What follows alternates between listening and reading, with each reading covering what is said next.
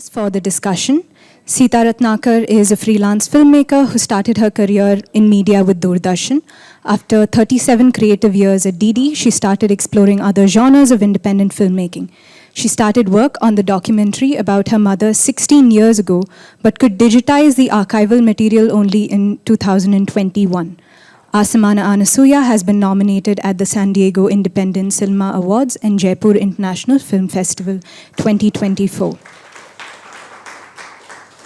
Our moderator today, Devina Dutt, has over 3 decades of experience as a news and business journalist and 15 years as an arts writer, curator, editor, and translator. In 2014, she co-founded First Edition Arts, a performing arts company and social enterprise based out of Mumbai with a commitment to produce live concerts, performances, and conversation around the arts. I'd now like to invite Seetha Ratnakar and Devina Dutt onto the stage to begin the conversation.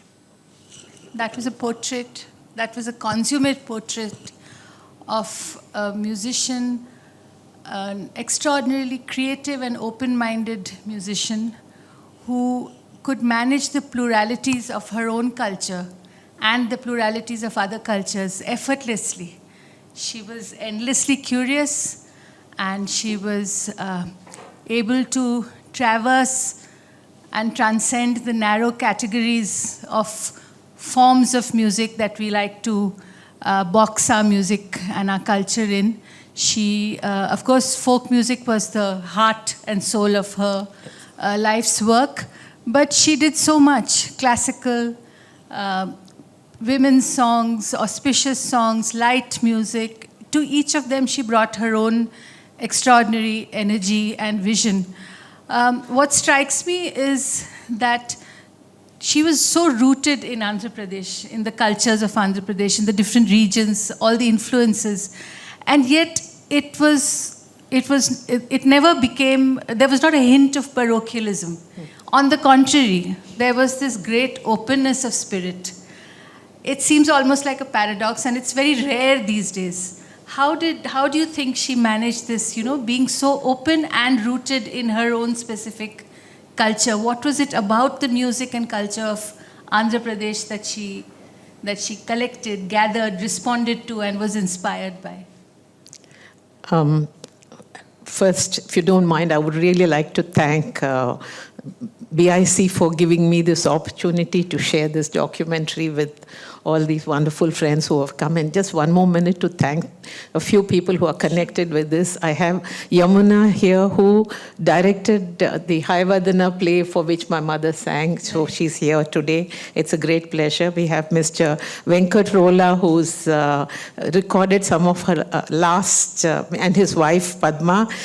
He recorded some of the last CD2 for Music India, which when she was, how old? She was 85, 80. Yeah, and she would work all day till 4 o'clock, 5 o'clock without eating. So he and his wife are here. I'm very happy. I have Ashish Kokar. Is he here? He was. Yes, Ashish, whose father has recorded a lot of my mother's and aunt's songs at Sangeet Natak Academy. I mean, I'm talking about people connected with this program, so archival music. Yes. And so, and a lot of my very dear friends, my classmates from school, my husband's classmates from IIT, my very dear friends who've been with me through the last few years, and a very, very special thanks to my Samandhi, Mr. Chandra Mohan, who's come from Coorg, and his sister Chandra Kala, who's come from Hassan, who make it very, very special. And my son, of course, Dushyant. He's here, my only family in India. So thank you. Sorry for sidetracking from your question, but I would forget to say that, and it would be, really wrong. And everybody else, thank you. If I missed anyone, I apologize. So I feel that initially my mother grew up in Andhra Pradesh, where there was no transport also, like trains were the only, though she traveled for music, first it was only around that place, so she only heard the music which was in the fields around her, so that is what she imbibed as a child. But she had such tremendous exposure from the time she was 8 years old. She gave a gramophone recording company. So she was like, those days, a superstar, because movies were still silent films and all that, remember. So she got, but stardom didn't go to her head, it just exposed her a lot more. And she started, and a lot of the recordings of Columbia used to be in Calcutta. HMV was in Madras, Columbia was in Calcutta. So she used to go to Calcutta for her recordings with the whole family. So she heard a lot of Bengali singers while she was in Kolkata. And she was exposed to a lot of Hindustani. And Kakinada, Saraswati Gana Sabha used to invite all the greatest musicians. So she's heard a lot of music of all genre, which exposed her and gave her a very expansive, view of music. In fact, my mother likes good music so much to the extent that when Woodstock was running in Blue Diamond, everybody was talking. She said, I hear there's a very nice musical film, and why haven't you taken me for it? I said, I don't think you like it. She said, please don't think that. Let me watch it and tell you. And she loved it. Yeah. There was no pause. Yes. So we took her to Woodstock. I went for the third time to show it to her, and she absolutely loved it. So that was her. Anything that was good music was something which she just loved. It didn't matter whether she loved African music. We used to have all those people. If she's taken us for Mahalia Jackson's show. I never knew about Mahalia Jackson. My mother took us for that. So she was very inclusive in her appreciation of music and exposed all of us, which gave us a wonderful vision through our childhood. So I think but her passion was always folk music. And she did learn songs. I didn't include all of them because I'm sorry, I could not get the rights of folk songs. I tried writing to all the people who have their folk songs recordings. I could not get the rights. So I had to use less folk songs in their voices. And unfortunately, hardly anybody could replicate her kind of music in folk songs. But all her Bhava Gitalu, the light music, people have sung it beautifully. So I've included more of the melodious songs. I would have liked to fill it with folk songs, which is what everybody would really like. But they're only there in recordings. And if I put it on YouTube, I get, immediately, it's copyright issue. So I had to delete a lot of songs. Balamurli Krishna's folk song I included. My son's favorite, Entati Vardoi Chinni Krishnudu. He's so disappointed I couldn't use it. Immediately there was a copyright issue. So that brings us, that's a perfect connection, lead into the next question, which is about, there's this assumption that folk music belongs to no one and belongs to everyone. And that it's it's free and it's in the air. And but of course, there are specific individuals at specific points in time who contribute greatly and often in very invisible ways in taking that music tradition forward, in sort of collating, which is what your mother did, and putting it all together so that the next generation has a whole ready treasure trove of music that they can take forward. And in every age, this music does get, a fresh lease of life. So what were her thoughts on this? It must have been, you've referred to it briefly in your film, about, the more sort of powerful mainstream music industry or film, industry, when they just co-opt music. And when credit is not given, when it is not acknowledged, and of course, commercials never quite work out. But I mean, how did she live with that, and how much did she think about this? Was it something that pulled her down? It almost ate her up. It pained her immensely, because remember, she collected these songs at a time when there was no transport, when she was traveling in bullock carts initially. Then to get people, she was a lady, a female, young girl rather.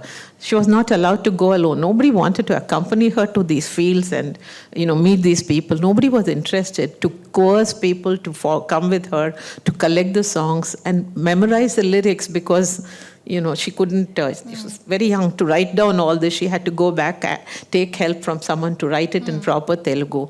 But music knowledge and her, she had this. So she really took lots of pains to collect these songs. She's been to every remote area in Andhra. She's been to, traveled all over India. She's collected songs from Kerala. She's collected songs from Karnataka. She's got lots of, unfortunately, I don't have the recordings of all this. I had very limited recordings. So it pained her a lot that her songs were just used. So when people say, oh, this song, it's that film song your mother's singing, instead of realizing that it was originally a folk song sung by folk people, which she's brought, made people aware such a song is there, and then it was just, and then the music director's name will be there. And where Ilayaraja was concerned, it was not a folk song. It was a song which she composed. Yes. It was written by her her uncle, my great uncle. And she's composed the tune. And Padma Rola, who's here, she said she had no idea it was my mother's tune because she learnt it in school in Andhra and they sang it as a prayer song. She was shocked when I put this out on YouTube. She was surprised. So people were absolutely unaware of her contribution. But I asked her to tone it down because I didn't want controversies. And my children, we all felt that she's not there, so why should we worry about it? She lived with it, she suffered, and we knew her pain. But let's not highlight those things too much. Let's show there was so much which she had to share with people. Yes. And she wanted that her music should live on after her. So that's why she tried to notate. She had the foresight to realize that she's going one day, but these things have to stay. Yes. She made every effort to notate. And she's the one who told me to make a documentary. Right, okay. Yeah, it was not my idea. And every filmmaker dreams of making The Elephant Whisperers or something that kind, you want to be remembered. Yeah. And making a documentary on my mother didn't sound like such a great idea to me when she was around. But later on... So the bulk of this work, the archival work of the folk music part of it, because there are so many facets to her musical career, this work of gathering, traveling, which period of her life was this the most... was it throughout her life or was it was earlier? I would say throughout, but of course it kept reducing as she grew older. But and she shifted to the US because 4 children had gone there. So and I lost my father when she was just about 60 years. So she couldn't live. And I was in Delhi, so there was nobody in Madras. So she had to go.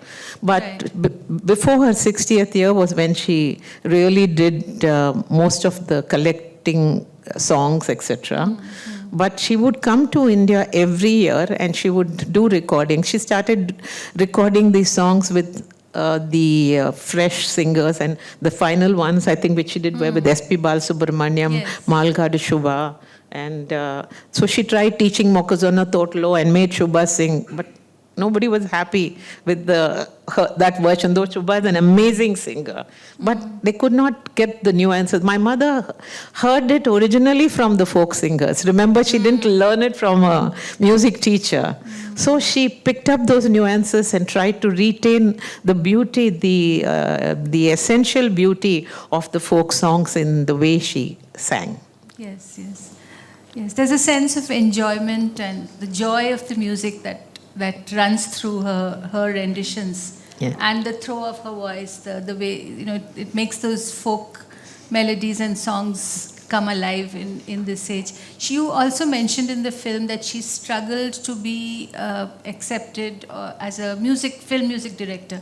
Was that why was that important to her, and what was that about? See, she was fascinated. Movies had just come, films had come to India when she was very young. So she wanted to be a music director, music composer. And so she came to Madras. People offered her movie roles. She didn't want to act. They asked her to sing. She didn't want to sing. She said she only wanted to be known as a music director. So they took her songs, and she said, give my credit for that one song. But ultimately, the name won't be there. She fought with the directors, she fought with the music directors, but they said it's not accepted by the producers. We can't have, nobody wants a woman's name in so it's okay. They would offer her money, she would throw the checks at their faces and say, I don't want money, I want my name because it's my work. She never got credit for it. So she always wanted to direct music for a movie.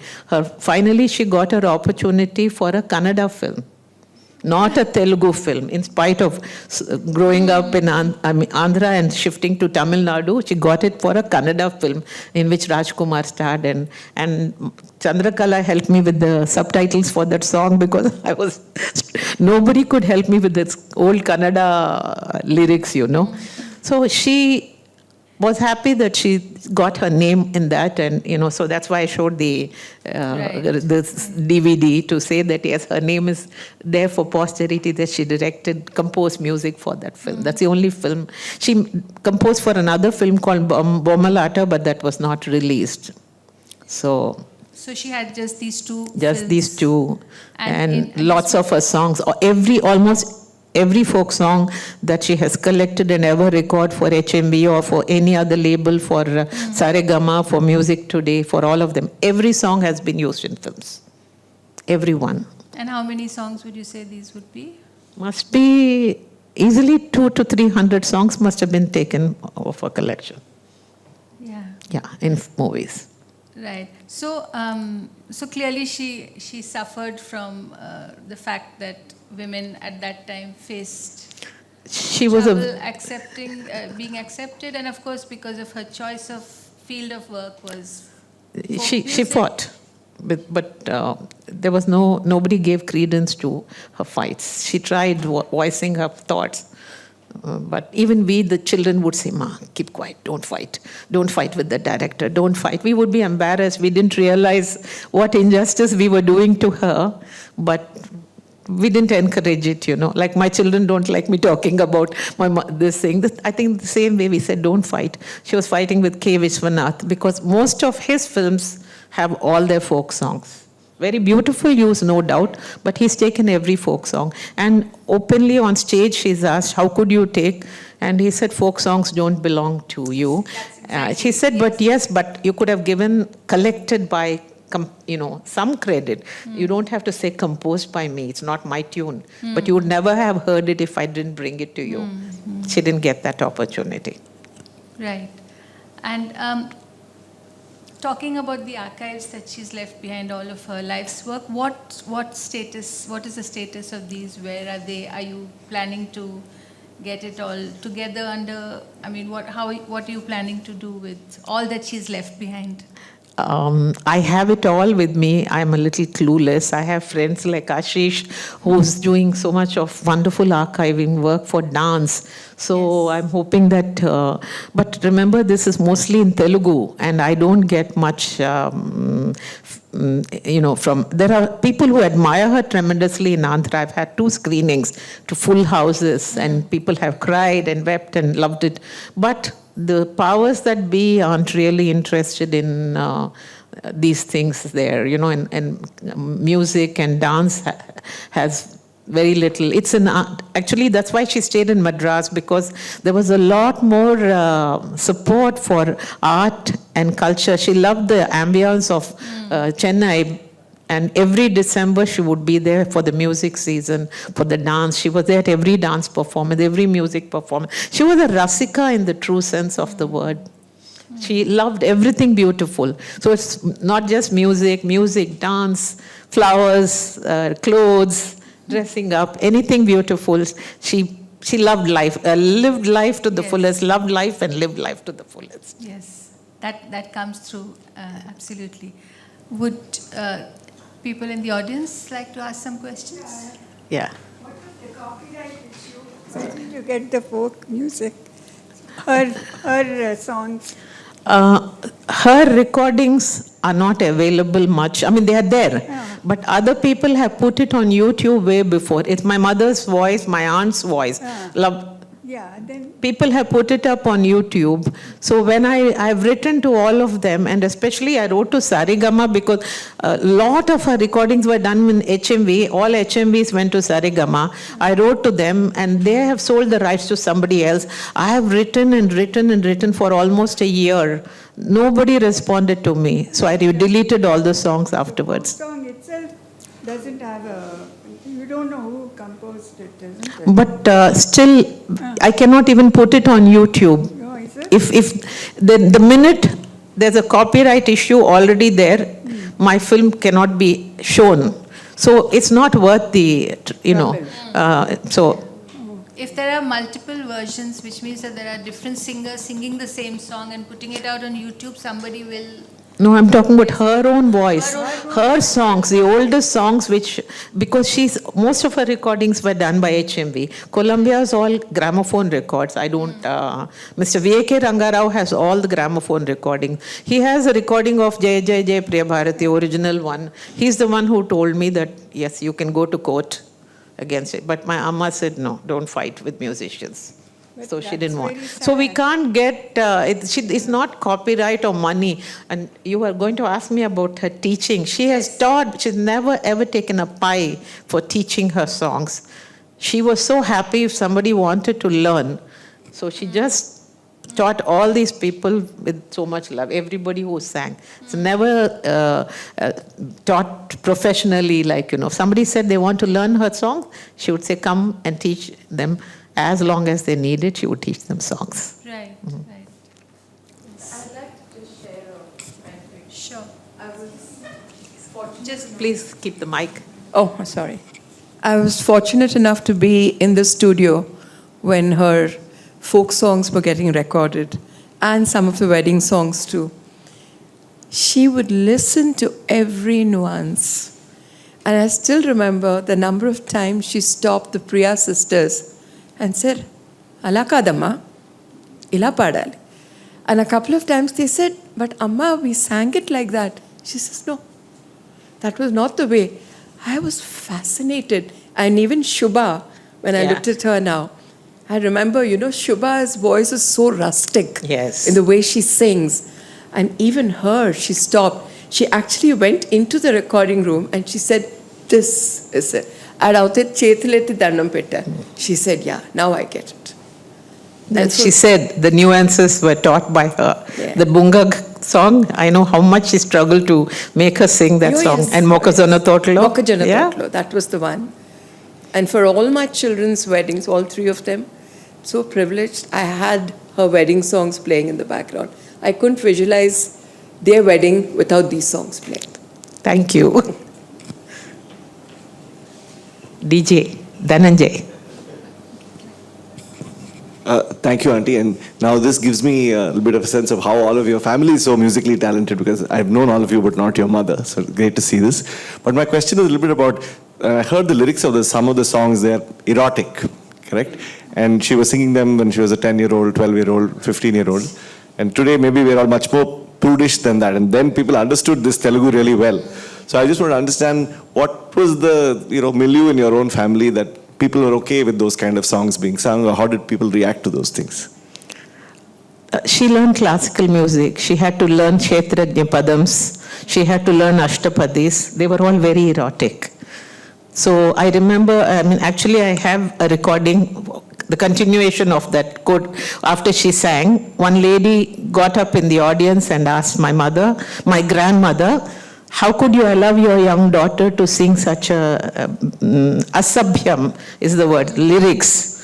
And my grandmother just said very gently, "I didn't find it any more erotic than Jayadev's Ashtapadis and Kshetrajna Padam.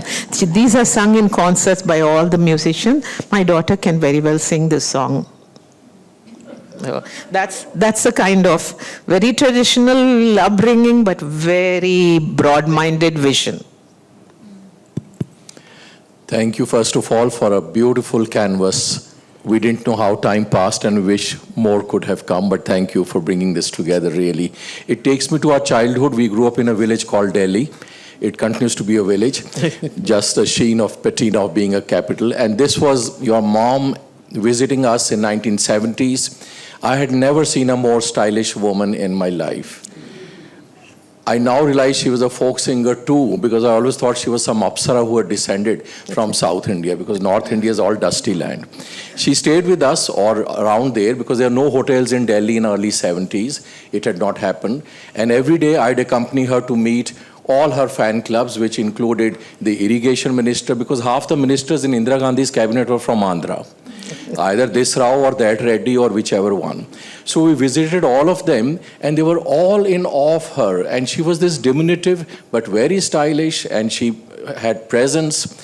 So when you talk of all her archives, I take you back to Delhi, because that's where Sangeet Natak Academy is now creating the Performing Arts Museum. That's where I would help you connect and donate this to them so it is safe for the nation. Or at the Indira Gandhi National Center, where we have donated the Mohan Khokar dance collection. So these are the national repository, because ultimately copyright and all these are very tricky issues. But once it's with the national institutions, then at least it is safe for the next 100 years or so, or in at least in our lifetimes. After that, what happens? Only the universe can say. Thank you once again, and thank you BIC too. Thank you, Ashish. That's very, very heartening. That's really nice. Yeah.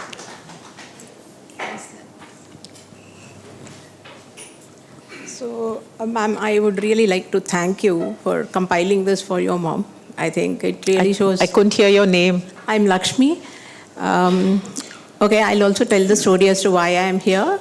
I think you traveled with my cousin to Egypt. So she shared the invite to me, and I thought I should definitely come here. This is because when we were young, there was an EP at her place. My dad would have all these EPs. So every day we would hear your mom sing.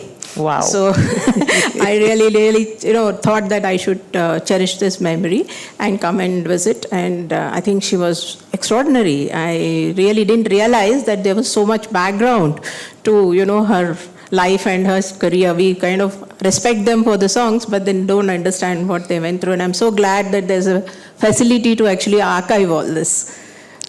And ఇంకొకటి తెలుగులోనే చెప్పాలి ఇది. ఆవిడకి వేరే వాళ్ళు పాడితే నచ్చలేదంటే ఆ తెలుగు మాట్లాడటం చక్కగా రావాలి. అది వస్తే భాష పలకడం వస్తుంది. అప్పుడు మనం పాడితే కూడా బాగా వస్తుంది. అది నా మాట. Translate what she said. She said, if you say that other people aren't able to sing some of the songs, she said they have to be able to speak the language well. Unless they get the language first, only then the nuances and other things will come. Naturally, it is difficult for others to sing. S.P. Balasubramaniam has sung her songs brilliantly, because his language was so good, and he picked up all the, and he's very sincere. He picked up all the nuances. He learned from her. He'll ask her, is it okay? Venkat Garu will say, he was so good the way he sang her songs. In spite of that, she didn't spare him in a few occasions. No, yeah. She corrected him, and she was uncompromising. And, she had single-minded purpose. Her focus was very clear. And I realized after I started making this documentary, we children came only after music for her. She loved us to death, but honestly, she loved music much more. The true musician, a musician in the true sense. The songs in Sutradharu and Sirivendala, those Janka, Govalachana song, all those are, were there her contribution? Anyway, she helped those. Sirivennala, I don't know which song was hers. The folk tunes in those days, that Manasunna Mallela Malalugeno, that is her tune. No, but that is Malleshwari, that was her tune, yes. Yeah, that was the first song she gave for a movie. And Mr. B.N. Reddy heard her singing Nashtapadi and said, I want it in this tune. So she composed it. Then, like she said, they changed to give credit to the music director. They'll change a little bit, like all our music directors take from the foreign and change it here and there and improvise, they say. They changed it here and there and gave S. Rajeswar Rao's name. And so, like this, all of them were her friends. She would fight with them, but she remained friendly with all the music directors, with all the musicians. She loved music and musicians too much to really, she had issues, but she wouldn't disrespect them as artists. Even in Sutradarulu, the songs are all of Janapada art actually. I haven't heard most of these old songs. I came to know so much about my mother while editing this program. Half of it I didn't know earlier.